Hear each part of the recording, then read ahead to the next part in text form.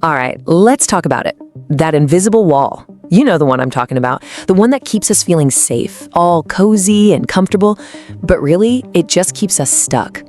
But here's a wild thought. What if that feeling of safety is actually the most dangerous thing for your potential? So let me ask you straight up, are you stuck? And I mean, really think about it. Is your life right now just a well-worn path? You know, no surprises, no real challenges, none of that burn? This is a huge question, and honestly, the answer could change everything for you. And it usually starts with that little feeling, right? That quiet, nagging whisper in the back of your head telling you you're meant for something more. It's not about being ungrateful for what you have. It's that haunting feeling that there's another version of you, a stronger, more capable you, just stuck, paralyzed by resistance, waiting to be let out. I mean, this idea, it completely flips the script on everything we've been told about progress. Think about it. We're always taught to find the easy way, to avoid friction at all costs. But this suggests the total opposite, that the real path to becoming our best selves is to run straight into the very things that make us squirm. Okay, so let's dig into this. Why is this so dang hard? What is it about comfort that's so alluring? And what's the real cost? The hidden price we pay for just staying put? This is where we're gonna pull back the curtain and break down the whole illusion. And look, it's super important to get this. This isn't some personal flaw. It's not just you. We all face it. That voice that says, I'll do it tomorrow, or nope, that's way too hard. That's internal resistance. It's literally your brain trying to protect you, to save energy and avoid risk. And just knowing that, just acknowledging it, that's the first huge step to beating it. And this just lays it all out, doesn't it? It's the ultimate trade-off. On one side, you've got the sweet promises of the comfort zone. Safety, ease, predictability. It sounds amazing, right? But then you look at the other side. That's the bill that always, always comes due. We're talking stagnation, that awful feeling of unfulfilled potential, and the heaviest one of all, regret. It's the classic short-term gain for some serious long-term pain. Okay, so we've stared the problem right in the face. Now, let's talk about the solution. And I want to be crystal clear. This is not about random, aimless suffering.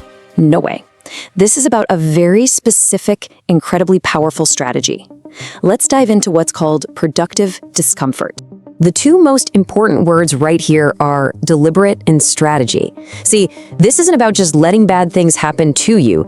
This is about you choosing the challenge. It's a mindset, really, inspired by the Stoics, where you intentionally step into the ring with difficulty, all to forge a kind of resilience that's real and totally unbreakable.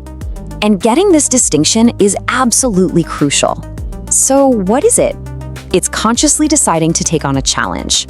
What is it not? It's not about being reckless or looking for pain just for the heck of it. It is a tool for real, lasting change. And it is not some cheap, quick fix. Think of it this way. It's the difference between training for a marathon and just running headfirst into a brick wall. So what actually happens when you start putting this into practice? You know, what does this journey really look like, day to day? Well, this is the exciting part. This is where we go from just talking about it to actually transforming. We're gonna see how to turn that internal resistance we mentioned earlier into your single greatest asset. And here's the roadmap broken down into 3 simple, clear steps. Step 1, you stop fighting that feeling of resistance, you just acknowledge it. You say, okay, brain, I hear you, this is hard, and I don't wanna do it. Step 2, you do it anyway. You deliberately engage, you take that first tiny step.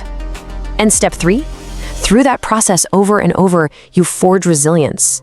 It's just like a muscle, right? The only way it grows is by putting it under stress. Okay, now I want you to do something. Let's visualize the end game here.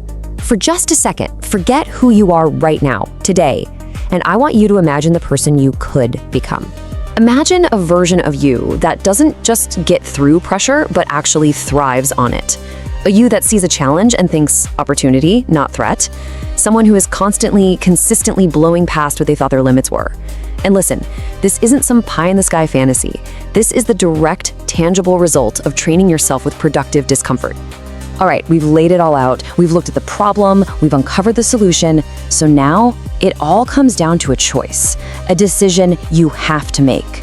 Are you going to stay in that passive state of avoiding things, or are you going to shift into an active state of evolving? And let's be clear, this is way bigger than just handling struggle better. This is about completely redefining your entire relationship with it. Struggle is no longer the enemy you run from.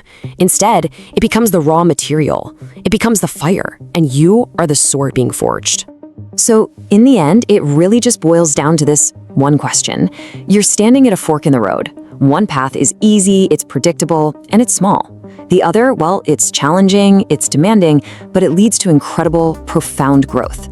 So the only question left is, which path are you going to take? The choice, as always, is yours. But I'll leave you with this.